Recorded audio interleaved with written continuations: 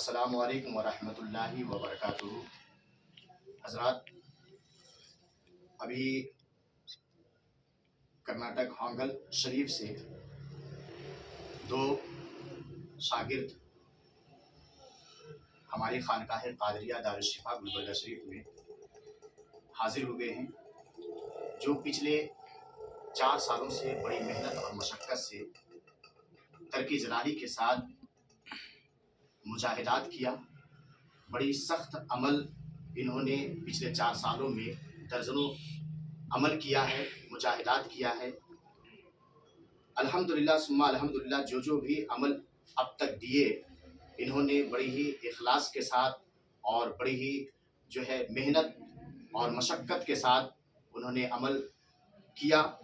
اور الحمدللہ ثم الحمدللہ عمل کی تکمیل کے بعد، بلکہ یہ کہہ لیا جائے طویل انتظار کے دبیس پردے چاک ہو کر پزمردہ چہرہ گلی گلاب کی طرح کھلتا ہوا، خزاں رسیدہ چمن شاداب ہوا، اور آج یہ خوشیوں کے بہار آپ کے سامنے دیکھنے کو مل رہا ہے، جس میں مولانا محمد ضمیر رضا برکاتی ولد مرحوم قادر غوث ہانگل شریف کرناٹک سے تعلق رکھتے ہیں، اور دوسرا نام حافظ وقاری ملک الظفر ولد محمد شوکت علی، یہ بھی ہانگل شریف سے تعلق رکھتے ہیں، جو دونوں پچھلے 4 سالوں میں درجنوں مجاہدات کیا، عمل کیا، اور الحمدللہ اس خوشی میں آج میں ان کو سند و اجازت و دستار عملیات سے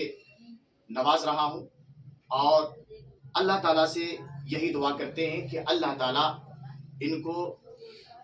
اور ان کے گھر والوں کو ہمیشہ شاد و آباد رکھے، اور ان کی علم و عمر میں بے پناہ برکتیں عطا فرمائے، اور ان کی زبان و نگاہ اور قلم کی نوک میں شفا عطا فرمائے۔ ایک بات یاد رکھیں کہ صوفیہ روحانی ٹریننگ سینٹر کی جانب سے پچھلے کچھ مہینوں سے لگاتار کنٹینیو دستار عملیات